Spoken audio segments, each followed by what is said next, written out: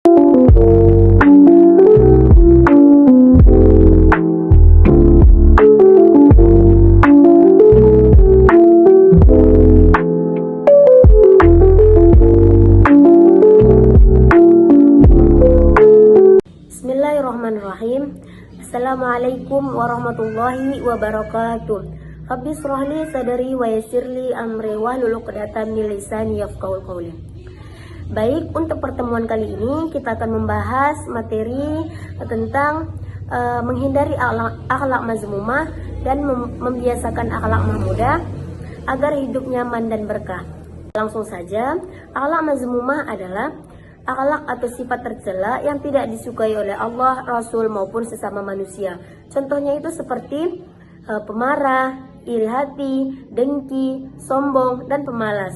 Sedangkan akhlak mahmudah adalah akhlak terpuji yang diperintahkan dalam agama seperti sabar, jujur, rendah hati, dan suka memaafkan.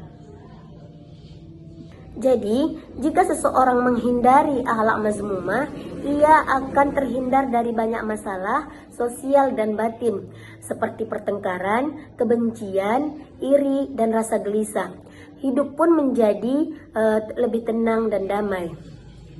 Begitu juga dengan sebaliknya, jika seseorang membiasakan akhlak mahmudah, ia akan dicintai Allah dan disukai orang-orang di sekitarnya.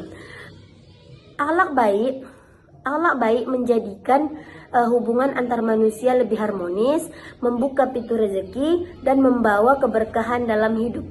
Baik, kita akan membahas 3 poin dalam menghindari akhlak mazmumah dan membiasakan akhlak mahmudah. Yang pertama itu menghindarkan diri dari sikap temperamental atau khodab. Yang kedua, membiasakan perilaku kontrol diri, dan yang ketiga itu membiasakan perilaku berani membela kebenaran. Yang pertama itu menghindari diri dari sifat temperamental atau khodab. Sifat temperamental artinya itu mudah marah. Dalam bahasa Arab berasal dari kata yaghdibu dhahban. Dalam istilah khodab adalah sifat seseorang yang mudah marah karena tidak senang terhadap perlakuan atau perbuatan orang lain. Jadi, sifat ini merupakan akhlak tercela atau akhlak mazmumah yang bisa merugikan diri sendiri dan orang lain. Orang yang temperamental sulit mengendalikan emosi dan cenderung membuat keputusan secara tergesa-gesa.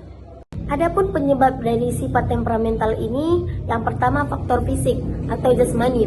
Contohnya itu kurang tidur, kelelahan, sakit, atau kondisi tubuh yang tidak sehat bisa memicu seseorang menjadi mudah marah. Yang kedua itu faktor psikis atau rohaniah. Contohnya itu seperti stres, tekanan batin, iri hati, dendam, atau masalah kejiwaan lainnya yang membuat seseorang emosi tidak stabil.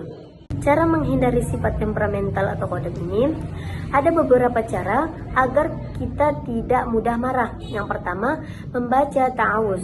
Ucapkan a'udzubillahi minasyaitonirrajim untuk berlindung dari godaan syaitan.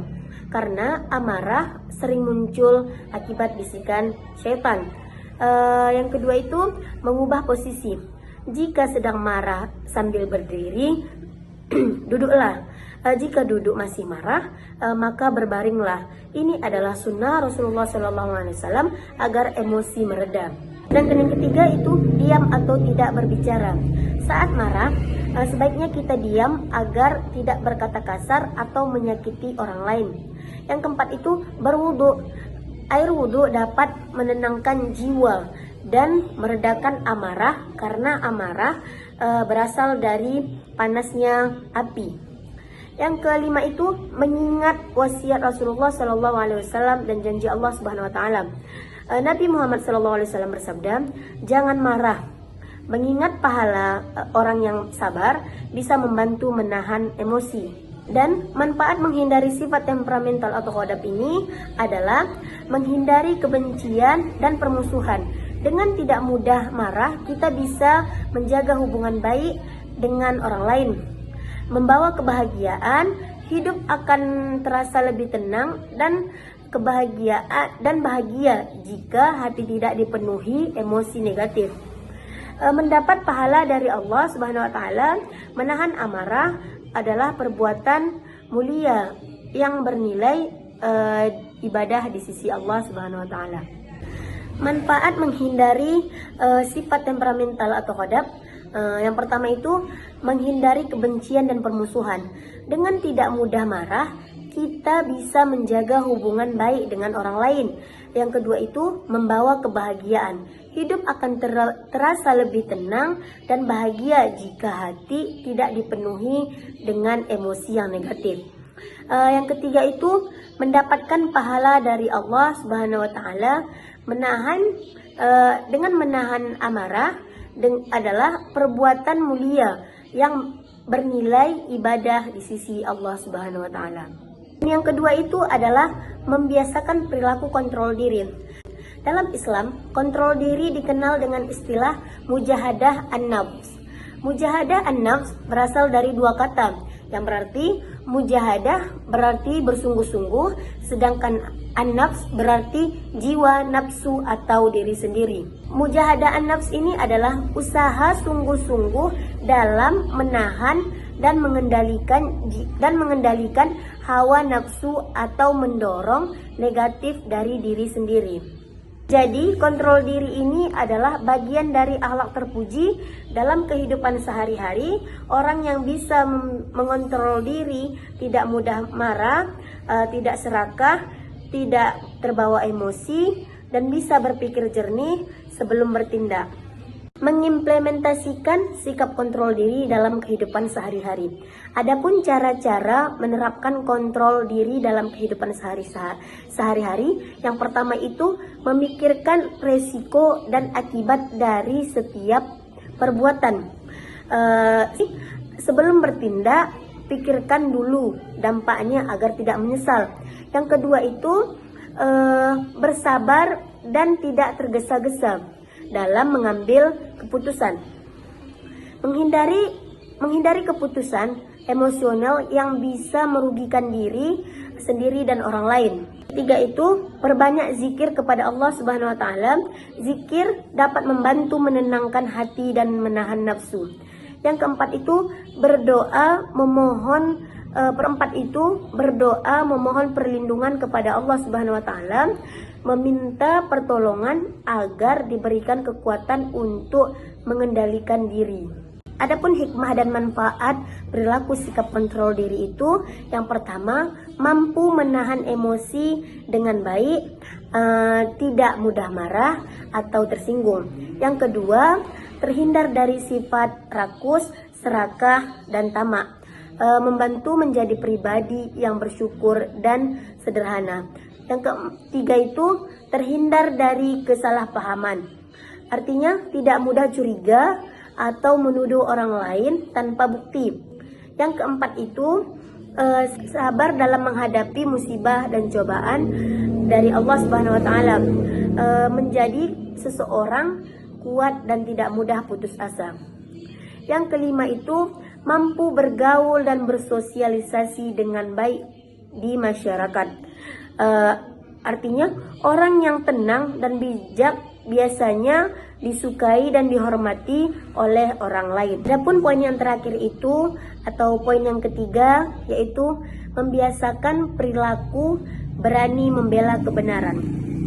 Dalam Islam, berani membela kebenaran disebut dengan istilah syaja'ah. Syaja'ah dalam bahasa Arab artinya berani atau gagah. Sedangkan arti syaja'ah menurut istilah adalah ketangguhan hati, kekuatan pendirian untuk membela kebenaran dengan cara yang kesatria terpuji.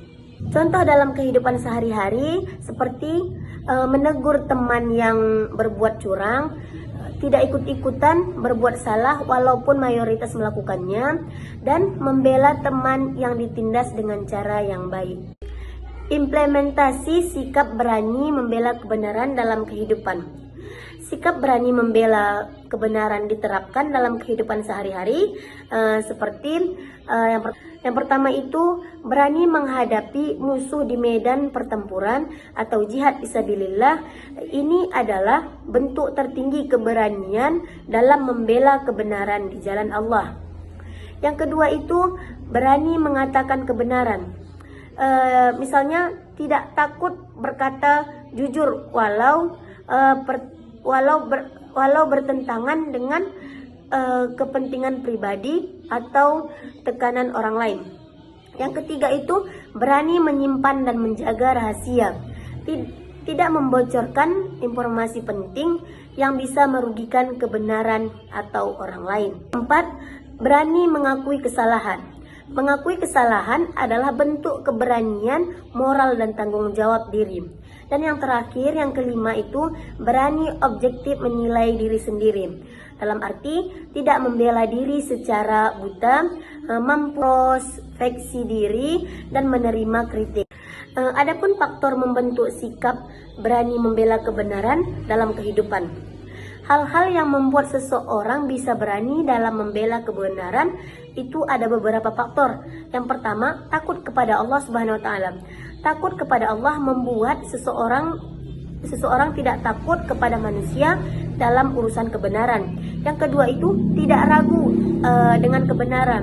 Keyakinan yang kuat terhadap kebenaran membuat hati teguh. Dan yang ketiga itu berserah diri dan yakin akan pertolongan Allah Subhanahu wa taala.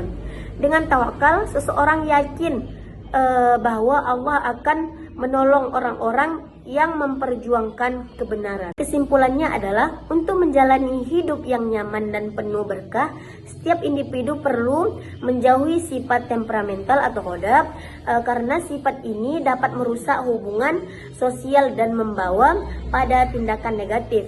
Kemudian membiasakan kontrol diri agar tidak mudah terpengaruh oleh emosi atau hawa nafsu, dan bisa mengambil keputusan secara bijak, dan berani membela kebenaran dan dengan cara yang santun, bukan hanya berani tapi juga disampaikan dengan sopan dan penuh hikmah. Jadi ketiga sikap atau poin yang di atas termasuk dalam akhlak terpuji atau akhlak mahmudah yang harus ditanamkan dalam kehidupan sehari-hari, dapat menciptakan kedamaian pribadi dan membawa keharmonisan dalam lingkungan sosial.